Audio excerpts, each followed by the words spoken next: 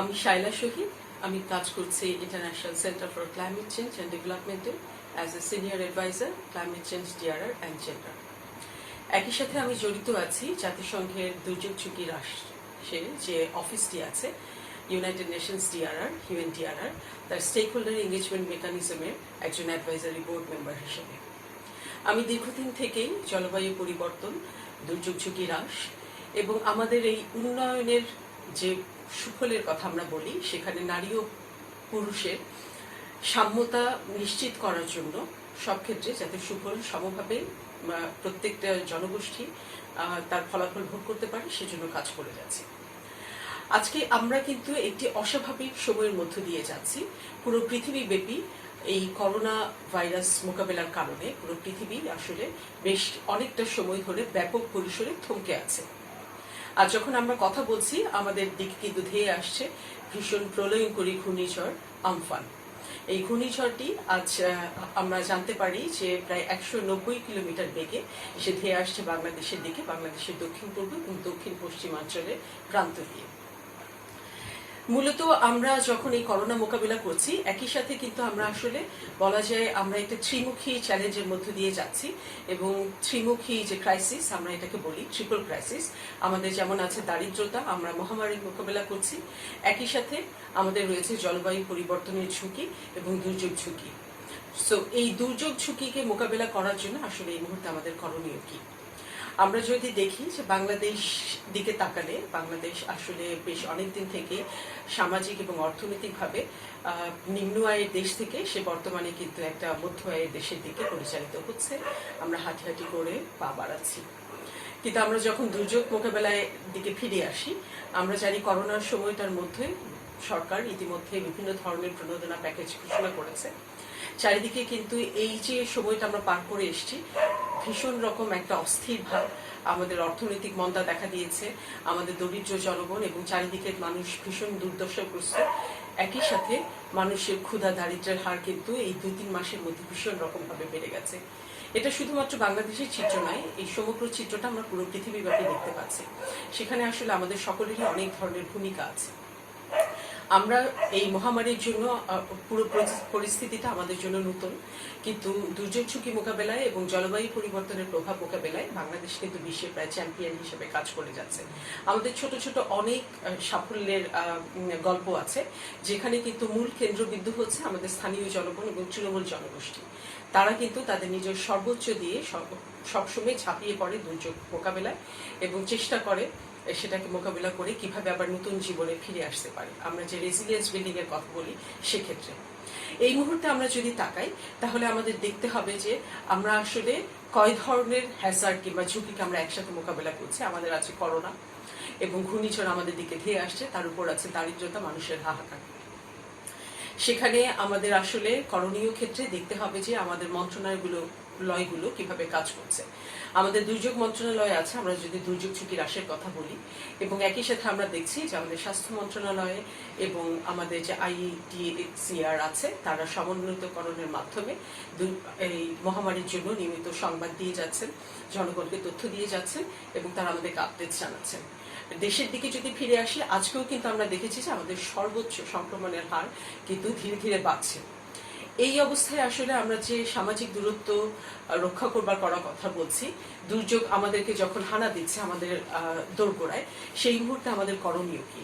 আমার মনে হয় যে আমাদের মন্ত্রণালয়গুলো এবং আমাদের যে দুর্যোগ ব্যবস্থাপনা অধিদপ্তর আছে, তারা ইতিমধ্যে কাজ শুরু করেছে, কিন্তু সেক্ষেত্রে আমাদের মনে রাখতে হবে যে আমরা যাতে আসলে ভীষণ রকম স্পোরাডিক অ্যাপ্রোচে কাজ না করি, আমাদের মন্ত্রণালয়গুলো যাতে বিচ্ছিন্নভাবে কাজ না করে, কারণ এই চিত্র কিন্তু আমরা বিভিন্নভাবে দেখে এসেছি। আমরা দেখতে পাচ্ছি যে আমাদের শিল্পায়নের ক্ষেত্রে ইন্ডাস্ট্রিগুলো তাদের শিল্প কলকারখানা খুলে দিচ্ছে, কিন্তু সেখানে আমরা কিন্তু আসলে অবগত নেই কতটুকু তারা স্বাস্থ্য মন্ত্রণালয়ের সাথে, দুর্যোগ মন্ত্রণালয়ের সাথে সমন্বয় বিধান করে তথ্য আদান প্রদানের মাধ্যমে তারা আসলে এই ব্যবস্থাগুলো নিচ্ছে। আমাদের ট্রান্সপোর্টেশনও খুলে দেওয়া হচ্ছে। আজকে ঢাকা শহরে এবং ঢাকার বাইরে আমরা দেখেছি প্রায় অসংখ্য যানবাহন রাস্তায় নেমে এসেছে। তো এই জায়গায় আসলে তথ্যের অভাবটা কোথায়, মানুষের বোঝার অভাবটা কোথায়, সেই জায়গায় কিন্তু আমাদের লক্ষ্য করাটা ভীষণ জরুরি। আর দুর্যোগ ঝুঁকি মোকাবেলার ক্ষেত্রে আমাদের প্রথমেই আমি সমন্বয়করণের কথা বলেছি। আমরা যদি একেবারে আমাদের তৃণমূল পর্যায়ে চলে যাই, আমাদের উপকূলীয় অঞ্চলগুলোতে চলে যাই, সেখানে কিন্তু আমাদের দেখতে হবে যে একদম ইউনিয়ন পরিষদ লেভেলে আমাদের আছে ইউনিয়ন ডিজাস্টার ম্যানেজমেন্ট কমিটি, এবং একই সাথে আমাদের কিন্তু দুর্যোগ কোষ এবং আমাদের স্ট্যান্ডিং অর্ডারস অন ডিজাস্টার আছে। সেখানে কিন্তু প্রত্যেকটা মন্ত্রণালয়ের তাদের নির্দিষ্ট যে রোল সে বিষয়ে সঠিক এবং বিশদ ব্যাখ্যা দেওয়া আছে। কিন্তু প্রশ্ন হলো যে আসলে প্র্যাকটিক্যালি আমরা কতটুকু তা বাস্তবায়ন করতে পারছি। আমরা শুনেছি দুর্যোগ মন্ত্রণালয়ের বক্তব্য যে তারা চেষ্টা করছে সমন্বয় সাধনের মাধ্যমে, তারা ইতিমধ্যে নির্দেশনা দিয়েছে। এবং আমাদের আছে বাংলাদেশে, আমরা যাদেরকে সিপিপি ভলান্টিয়ার বলে থাকি, আমাদের দুর্যোগ ঝুঁকি মোকাবেলায় গ্রামে সাইক্লোন প্রিপেয়ারনেস প্রোগ্রামের প্রায় 56,000-এর উপরে আমাদের স্বেচ্ছাসেবক কিন্তু তারা আছে উপকূলীয় অঞ্চলে, এবং তারা বিভিন্ন সময় কাজ করছে। এখানে একটি বিষয় অত্যন্ত জরুরি, এই স্বেচ্ছাসেবকদের কিন্তু শুধুমাত্র দুর্যোগ বার্তা জনগণের কাছে পৌঁছে দিলে হবে না, একই সাথে কিন্তু তাদের যে স্বাস্থ্য বার্তা সেই বার্তাটিকেও জনগণের কাছে পৌঁছে দিতে হবে, জনগণের দোরগোড়ায় নিয়ে যেতে হবে, এবং কিভাবে স্বাস্থ্য বার্তা এবং দুর্যোগ বার্তাকে সমন্বয়করণের মাধ্যমে আসলে তারা স্বাস্থ্যের ক্ষেত্রে সচেতন হতে পারে, যে সামাজিক দূরত্ব আমরা ফিজিক্যাল ডিস্টেন্সের কথাও বলছি সেটাকে যাতে রক্ষা করতে পারে। একই সাথে কিন্তু আমাদের নিশ্চিত করতে হবে ওখানকার যে কমিউনিটি ক্লিনিকগুলো আছে, হাসপাতালগুলো আছে, ইউনিয়ন পরিষদ পর্যায় থেকে বিভাগীয় পর্যায়ে আমাদের আরও যে বিভিন্ন হাসপাতালগুলো আছে, তারা আসলে কতখানি এই ব্যাপারে প্রস্তুতি নিয়েছে। প্রস্তুতি নেওয়াটা আসলে এখন কালক্ষেপণ করার একেবারেই সময় আমাদের নেই, আমাদের কালক্ষেপণের কোনো সুযোগ এই মুহূর্তে নেই, আমাদেরকে অবশ্যই একসাথে কাজ করে যেতে হবে এক্ষেত্রে। দ্বিতীয় পর্যায়ে আমি যেটা বলতে চাচ্ছি যে আমাদের ইউনিয়ন পরিষদ এবং দুর্যোগ পরবর্তীতে আসলে আমরা কিভাবে মোকাবেলা করব। আমাদের কিন্তু এই সামাজিক দূরত্বের ক্ষেত্রে সরকার বলেছে যে তারা স্থানীয়ভাবে পাশাপাশি যে বিভিন্ন স্কুলগুলো আছে, অন্যান্য বিভিন্ন স্থাপনা যেগুলো আছে সেগুলোকেও তারা চেষ্টা করছে সাইক্লোন শেল্টারের পাশাপাশি যাতে দূরত্ব মেনটেন করে জনগণকে সেখানে নিয়ে যেতে পারে, এবং সেটারও তালিকা তৈরি করা হচ্ছে। কিন্তু কতটুকু তড়িৎ গতিতে এটা করা হচ্ছে সেটা আসলে এখন ভীষণ রকমভাবে সময়ের দাবিদার। একই সাথে আমাদের লক্ষ্য রাখতে হবে এই যে কাজগুলো আমরা করছি সেটাকে আসলে অংশগ্রহণমূলকভাবে করা হচ্ছে। এইখানে কিন্তু আমাদের প্রশ্ন সবসময়ই থেকে যায়। আমরা পত্রপত্রিকা এবং বিভিন্ন জায়গায় তথ্যের মধ্যে দেখতে পাচ্ছি যে এই প্রণোদনা প্যাকেজগুলো আসলে কিভাবে লোকজনের মাঝে ডিস্ট্রিবিউট করা হচ্ছে, সেখানে কিন্তু আমাদের বিভিন্ন প্রশ্ন চলে এসেছে।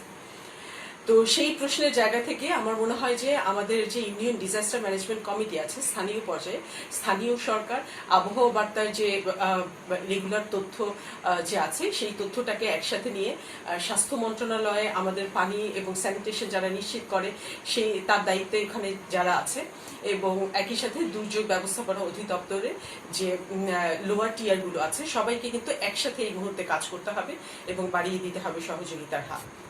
তার পরবর্তীতেই আমাদের চলে আসছে যে আসলে প্রণোদনা প্যাকেজের মাঝামাঝি যে দুর্যোগ ঝুঁকি মোকাবেলায় আমাদের সহায়তা এবং যে তহবিল সেটার কি অবস্থা এই মুহূর্তে। আমরা আমাদের কন্টিনজেন্সি ফান্ডের কথা জানি, কিন্তু সেই ফান্ডগুলোকে কিন্তু এই মুহূর্তেই তৈরি রাখতে হবে যাতে আমরা জরুরি প্রয়োজনে মানুষের কাছে তা পৌঁছে দিতে পারি।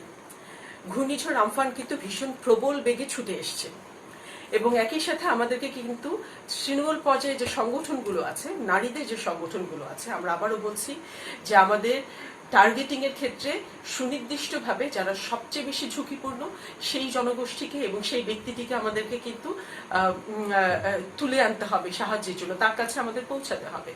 আমরা যে লিভিং নো ওয়ান বিহাইন্ড বলি, আমরা যে টেকসই উন্নয়নের লক্ষ্যমাত্রার কথা বলি, সেক্ষেত্রে কিন্তু আমাদের এই অংশগ্রহণমূলক পদ্ধতিতে সবাই সমন্বিত সিদ্ধান্ত গ্রহণের মাধ্যমে আমাদের সেই উপকারভোগীর তালিকাগুলো এই মুহূর্তে নির্বাচন করতে হবে, এবং সেটাও আসলে খুব তড়িৎ গতিতেই আমাদের করে ফেলতে হবে। এই মুহূর্তে আমাদের হাতে একেবারেই সময় নেই, আমরা জানি না কালকের মধ্যেই আসলে আমফান ল্যান্ডফল করবে কিনা। একই সাথে আমাদের যে সিএসওসরা আছে, বিভিন্ন কোঅপারেটিভস আছে, এবং সিভিল সোসাইটি অর্গানাইজেশনগুলোর এবং তৃণমূল পর্যায়ে কৃষকদের সংগঠন আছে, সমবায় আছে, আমাদের বিভিন্ন ধরনের এনজিও আছে, তারা কিন্তু দীর্ঘদিন ধরে আসলে সরকারের পাশাপাশি এবং জনগণের পাশাপাশি উপকূলীয় অঞ্চলে ভীষণভাবে কাজ করে যাচ্ছে। তাদেরকে আমাদের পাশে রাখতে হবে স্বেচ্ছাসেবকদের সাথে সাথে।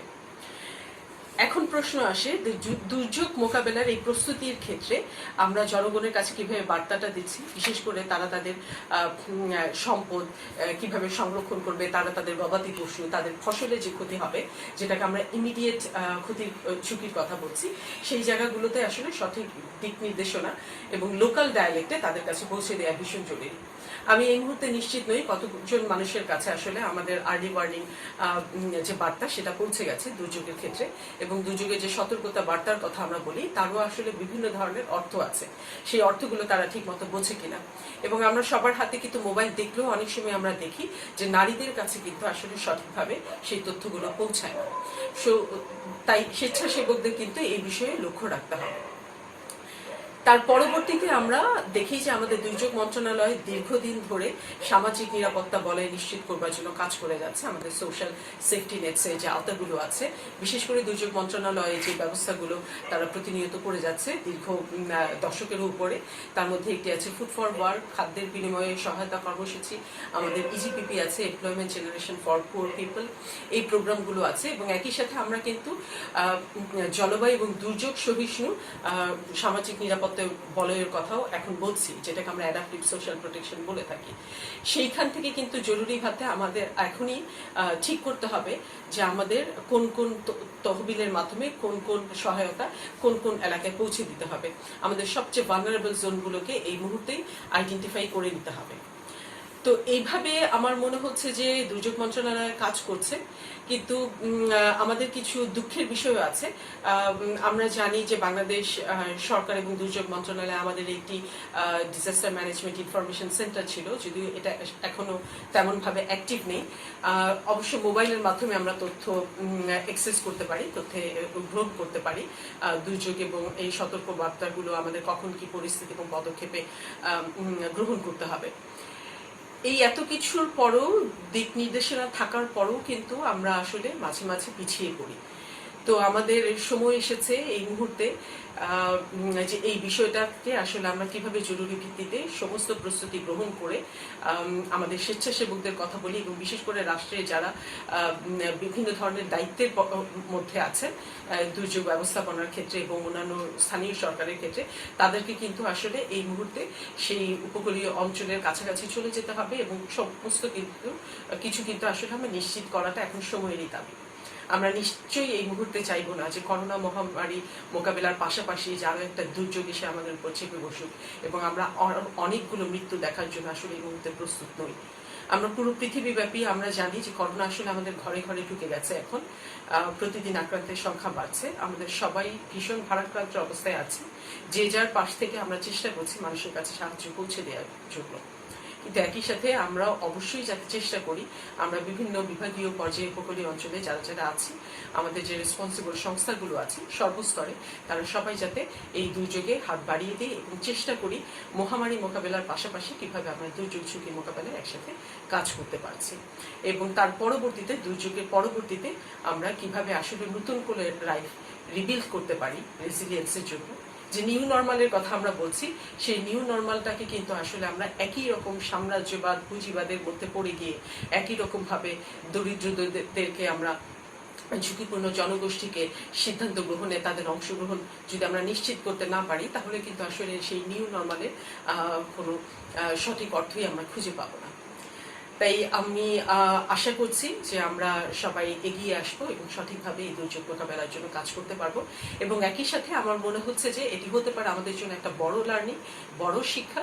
কারণ মহামারী মোকাবেলার পাশাপাশি আমরা আসলে কিভাবে এই সমস্ত প্রতিকূলতার মধ্যে এই দুর্যোগ ঝুঁকি আমরা মোকাবেলা করতে পারছি সঠিকভাবে, সেই শিক্ষাটা নিয়ে কিন্তু আমরা আসলে বাংলাদেশের কাছে এবং পৃথিবীর জনগণের কাছে আমাদের লার্নিংটা ছড়িয়ে দিতে পারি।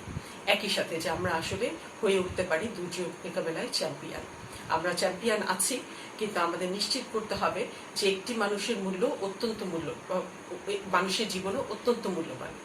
সেই মূল্যবান জীবন রক্ষায় আমাদের সরকার থেকে শুরু করে সকল ধরনের যে জনগোষ্ঠী আছে, সকল দায়িত্বশীল কর্মকর্তা থেকে শুরু করে সকল সংস্থা, আমাদের সবার উদ্যোগের সমন্বয় অত্যন্ত জরুরি।